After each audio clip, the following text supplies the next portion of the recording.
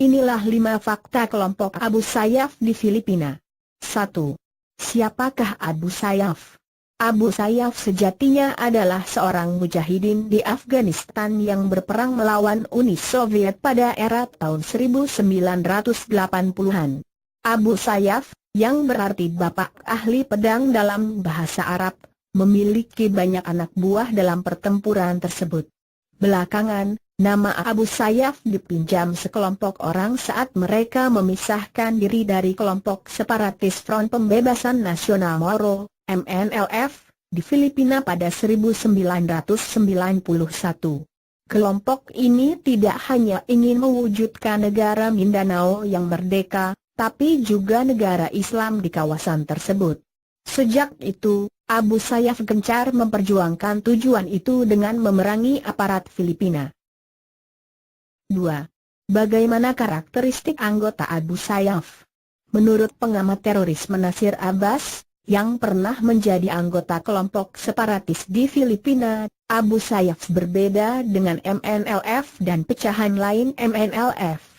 Meskipun sama-sama memeluk Islam dan memperjuangkan kemerdekaan dari Filipina, Abu Sayyaf dikatakan Nasir, lebih tidak terkontrol, karena anggotanya bergabung karena solidaritas, cenderung tidak berpendidikan dan minim pengetahuan, sehingga bergerak melakukan perlawanan karena merasa terintimidasi dan didiskriminasi oleh pemerintah Filipina.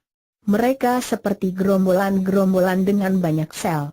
Pimpinannya saja tidak tahu berapa jumlah anggotanya. Menurut Nasir, ini pula lah salah satu penyebab yang mendorong Abu Sayyaf melakukan perampokan, menculik dan meminta tebusan dalam setiap aksinya. Karena tidak mustahil ada di kalangan mereka yang bandit dan penjahat. Jadi, dalam memenuhi kebutuhan mereka, terutama perlengkapan senjata, amunisi, perlu biaya. Mereka tak dapat sumbangan dari luar negeri, mereka bukan orang kaya, bukan pengusaha. 3. Apa saja aksi Abu Sayyaf? Sejak terpecah dari MNLF, Abu Sayyaf telah menculik ratusan orang. Mayoritas yang disandra adalah orang Filipina dan orang kulit putih. Tidak jarang sandera tersebut dibunuh, terutama yang tidak memenuhi permintaan tebusan. Misalnya pada Juli 2009, di mana staf Palang Merah Internasional dari Italia, Eugenio Fatmi, disandera selama 6 bulan. Fatmi dilepas di Jolo, setelah ditebus $10.000 Amerika atau sekitar 130 juta rupiah. Terakhir, pada November 2015, turis Malaysia, Bernard Gentetvan dibunuh setelah keluarga gagal memenuhi tebusan 40 juta peso Filipina atau setara 12 miliar rupiah. Selain menyandera, Abu Sayyaf pernah melakukan pengeboman. Pada Desember 1994, kelompok itu mengebom pesawat Philippine Airlines jurusan Manila, Tokyo dan menewaskan seorang penumpang.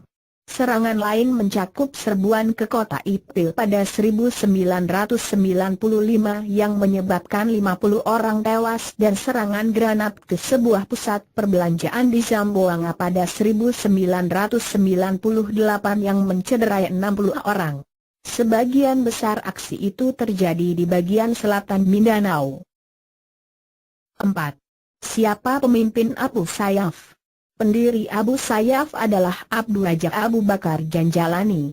Dia tewas dalam baku tembak dengan tentara Filipina pada Desember 1998. Komandan Abu Sayyaf saat ini adalah Isnilon Hapilon. Pemerintah Amerika Serikat menawarkan uang hadiah sebesar 5 juta US dollar bagi informasi yang berujung pada penangkapan Hapilon. 5. Setia kepada ISIS.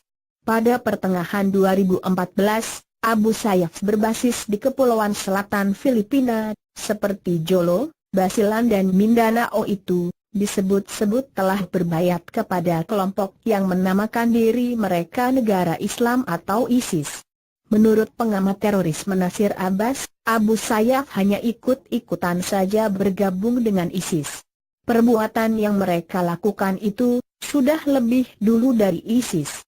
Masalah menculik, membunuh, mereka sudah lebih dulu dari ISIS, kata Nasir.